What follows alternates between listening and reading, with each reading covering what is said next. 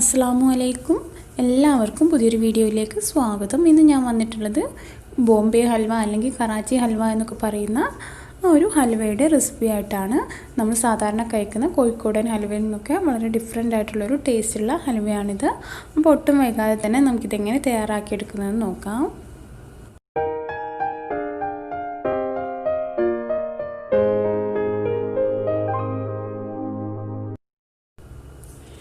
ഈ ഒരു ഹൽവ ഉണ്ടാക്കാനായിട്ട് ഞാനിവിടെ ഒരു ഗ്ലാസ് അളവിൽ കോൺ പൗഡറാണ് എടുത്തിട്ടുള്ളത്.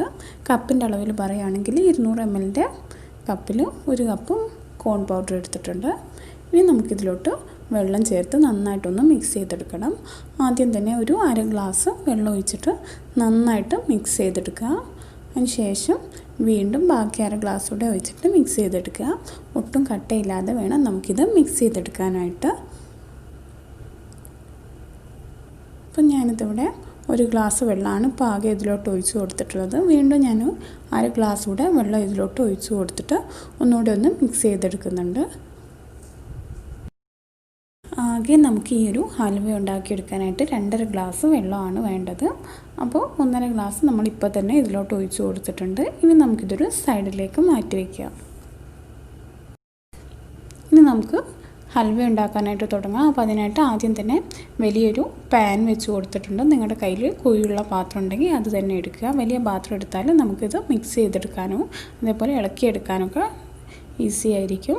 ഇനി ഇതിലേക്ക് നമ്മൾ നേരത്തെ കോൺ പൗഡർ എടുത്ത അതേ ഒരു ഗ്ലാസ്സിൽ 2 ഗ്ലാസ് പഞ്ചസാര എടുത്തിട്ടുണ്ട്. ഒരു 2.5 ഗ്ലാസ് വരെയൊക്കെ വേണമെങ്കിൽ ഇത് ചേർത്ത് കൊടുക്കാം. ഇനി ഇതിലോട്ട് ഒരു ഗ്ലാസ് വെള്ളം കൂടെ ചേർത്ത് നന്നായിട്ടൊന്ന് മിക്സ് ചെയ്തെടുക്കണം.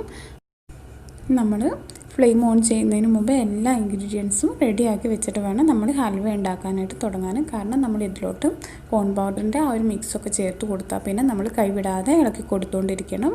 ഇല്ലെങ്കിൽ പെട്ടെന്ന് തന്നെ ഇതങ്ങ് കട്ട പിടിച്ച് പോകും. ഇനി നമുക്കിതൊന്ന് തിളച്ച് ഈ ഒരു പഞ്ചസാരയൊക്കെ ഇതിലോട്ട് മെൽട്ടായി വരുന്നവരെ ഒന്ന് വെയിറ്റ് ചെയ്യാം. നമ്മുടെ പഞ്ചസാര നന്നായിട്ട് മെൽട്ടായി വെള്ളമൊക്കെ തിളച്ച് വന്നിട്ടുണ്ട്. ഇനി നമുക്കിതിലോട്ട് 1 ടേബിൾ സ്പൂൺ അളവിൽ ലെമൺ ജ്യൂസ് ചേർത്ത് കൊടുക്കാം. അതേപോലെ ഒരു നുള്ളു ഉപ്പ് കൂടെ ചേർത്ത് കൊടുക്കുന്നുണ്ട്. ഈ ഒരു മധുരത്തെ ബാലൻസ് ചെയ്യാൻ വേണ്ടിയിട്ടാണ് ഉപ്പ് ചേർത്ത് കൊടുക്കുന്നത്. ഈ ഒരു പഞ്ചസാര ലായനി കട്ടയായി പോകാതിരിക്കാൻ വേണ്ടിയിട്ടാണ് ലെമൺ ജ്യൂസ് ചേർത്ത് കൊടുക്കുന്നത്. അപ്പോൾ അതിന് 2 ഇൻഗ്രീഡിയൻസും മറക്കാതെ ചേർത്ത് കൊടുക്കുക. അതിന് ശേഷം നന്നായിട്ടൊന്ന് മിക്സ് ചെയ്തെടുത്തതിന് ശേഷം നമുക്കിതിലോട്ട് നമ്മൾ നേരത്തെ റെഡിയാക്കി വെച്ചിട്ടുള്ള ആ ഒരു കോൺ പൗഡറിൻ്റെ മിക്സ് കൂടെ ചേർത്ത് കൊടുക്കാം. നമ്മൾ ഒഴിച്ച് കൊടുക്കുന്നതിന് മുമ്പേ വീണ്ടും അത് നന്നായിട്ടൊന്ന് മിക്സ് ചെയ്തെടുത്തതിന് ശേഷം വേണം ഒഴിച്ച് കൊടുക്കാനായിട്ട്. ഒഴിച്ച് കൊടുക്കുന്ന സമയത്തൊക്കെ നന്നായിട്ട് മിക്സ് ചെയ്ത് കൊടുക്കുക. പെട്ടെന്ന് തന്നെ ഇത് കട്ട പിടിച്ച് പോകാൻ ചാൻസ് ഉണ്ട്. കൈവിടാതെ തന്നെ നന്നായിട്ടൊന്ന് ഇളക്കി കൊടുക്കണം. മീഡിയം ഫ്ലെയിമിലോ അല്ലെങ്കിൽ ലോ ഫ്ലെയിമിലോ വെച്ചിട്ട് വേണം നമ്മളിത് തയ്യാറാക്കിയെടുക്കാനായിട്ട്. ഇല്ലെങ്കിൽ പെട്ടെന്ന് തന്നെ നമുക്ക് ഈ ഒരു കോൺ പൗഡറൊക്കെ വെന്ത് ഒരു ഹൽവയുടെ ഒരു രൂപത്തിൽ കിട്ടുമെങ്കിലും ആ ഒരു കോൺ പൗഡറിൻ്റെ സ്മെല്ലൊക്കെ നന്നായിട്ടങ്ങ് മുന്നിട്ട് നിൽക്കും. അപ്പോൾ ഹൽവയുടെ ആ ഒരു കറക്റ്റ് ടേസ്റ്റ് നമുക്ക് കിട്ടില്ല. ഇപ്പോൾ നമ്മുടെ കോൺ പൗഡറൊക്കെ കുറച്ചൊന്ന് തിക്കായി തുടങ്ങിയിട്ടുണ്ട്. ഏകദേശം ഒരു 10 മിനിറ്റിനടുത്തായിട്ടുണ്ട് ഞാനിപ്പോൾ ഇളക്കി കൊടുക്കാൻ തുടങ്ങിയിട്ട്. ഇനി വീണ്ടും നന്നായിട്ട് തന്നെ ഇളക്കി കൊടുക്കുക. ഇതിലുള്ള ബാക്കി ആ ഒരു വെള്ളം കൂടെ ഒന്ന് വറ്റി നന്നായിട്ട് തന്നെ ഇതൊന്ന് തിക്കായിട്ട് വരണം. നമ്മൾ ഈ ഒരു മിക്സിലേക്ക് ചേർത്ത് കൊടുത്തിട്ടുള്ള വെള്ളമൊക്കെ നന്നായിട്ട് തന്നെ വറ്റി വന്നിട്ടുണ്ട്. ഇനി നമുക്കിതിലോട്ട് നെയ്യ് ചേർത്ത് കൊടുക്കാം. അപ്പോൾ ഞാൻ 1 ടേബിൾ സ്പൂൺ നെയ്യാണ് ആദ്യം തന്നെ ചേർത്ത് കൊടുത്തിട്ടുള്ളത്.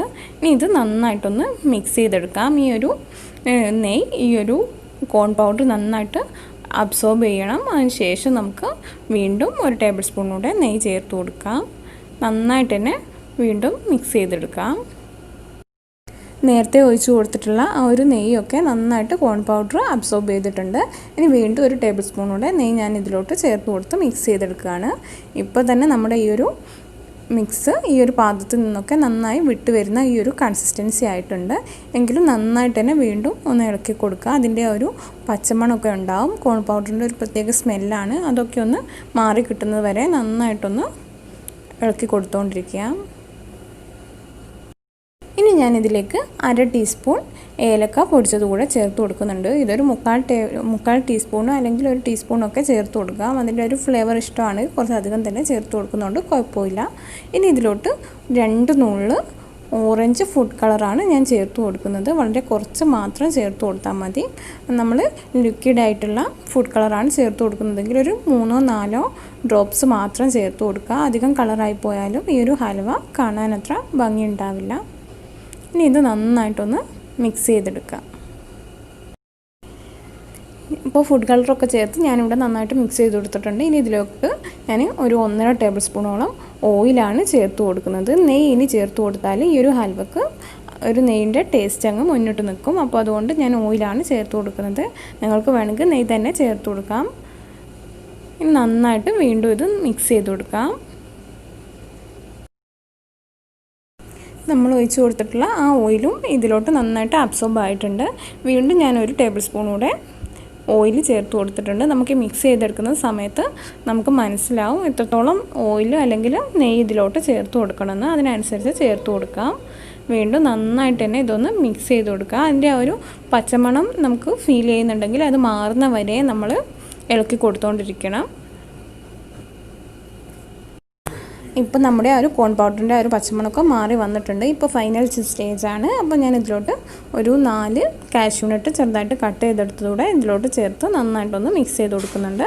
അപ്പോൾ ഇതിന് പകരം ആൽമണ്ടോ അതല്ലെങ്കിൽ പിസ്തയോ ഒക്കെ ചേർത്തിട്ട് മിക്സ് ചെയ്തെടുക്കാം. വളരെ കുറച്ച് മാത്രം ചേർത്ത് കൊടുക്കുന്നതായിരിക്കും നല്ലത്.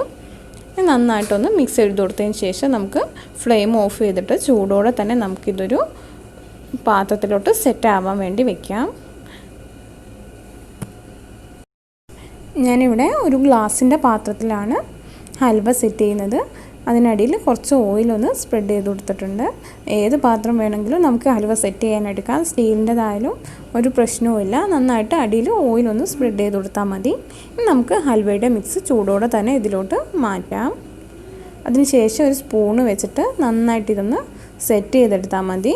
സ്പൂണിൻ്റെ മുകളിൽ ഈ ഒരു ഹൽവയുടെ മിക്സ് പറ്റി പിടിക്കുന്നുണ്ടെങ്കിൽ നന്നായിട്ട് ഓയിലൊന്ന് സ്പ്രെഡ് ചെയ്ത് കൊടുത്തതിന് ശേഷം സെറ്റ് ചെയ്തെടുത്താൽ മതി. അപ്പോൾ നല്ല പെർഫെക്റ്റായിട്ട് നമുക്കിത് സെറ്റ് ചെയ്തെടുക്കാനായിട്ട് പറ്റും. ഞാനിതിവിടെ നന്നായിട്ട് സെറ്റ് ചെയ്തെടുത്തിട്ടുണ്ട്. ഇനി നമുക്കിതൊന്ന് കംപ്ലീറ്റ് ചൂടാറിയതിന് ശേഷം കട്ട് ചെയ്ത് നോക്കാം. ഒരു ദിവസമൊക്കെ വെക്കാൻ സമയമുണ്ടെങ്കിൽ വെക്കുകയാണെങ്കിൽ വളരെ നല്ലതാണ്. അപ്പോഴേക്ക് കുറച്ചുകൂടി ഒരു ടേസ്റ്റൊക്കെ വെക്കും നമ്മുടെ ഈ ഒരു ഹൽവയ്ക്ക്. ഇനി നമുക്കിതൊന്ന് ചൂടാറി വരുന്ന വരെ ഒന്ന് വെയിറ്റ് ചെയ്യാം. ഹൽവ ഇവിടെ നന്നായിട്ട് ചൂടാറിയിട്ടുണ്ട്. അപ്പോൾ ഒരു 3-4 മണിക്കൂർ ഞാൻ വെച്ചിട്ടുണ്ട്.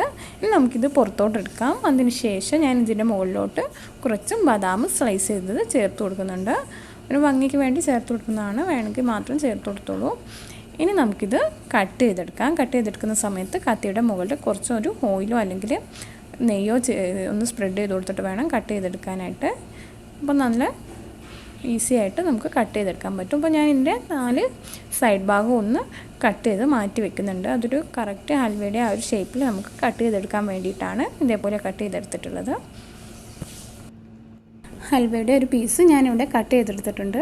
കറക്റ്റ് നമ്മൾ പുറത്തുനിന്നൊക്കെ മേടിക്കുന്ന അതേ ഒരു രീതിയിൽ തന്നെ നമുക്ക് ഈ ഒരു ഹൽവ കിട്ടിയിട്ടുണ്ട്. വളരെ സോഫ്റ്റാണ്, അതേപോലെ വളരെ ടേസ്റ്റി ആയിട്ടുള്ളൊരു ഹൽവയാണ്. അപ്പോൾ തീർച്ചയായിട്ടും എല്ലാവരും ട്രൈ ചെയ്ത് നോക്കുക. അതിനുശേഷം ഫീഡ്ബാക്ക് അറിയിക്കുക. ഇന്നത്തെ വീഡിയോ ഇഷ്ടമായിട്ടുണ്ടെങ്കിൽ മറക്കാതെ ലൈക്ക് ചെയ്യുക, ചാനൽ സബ്സ്ക്രൈബ് ചെയ്യുക.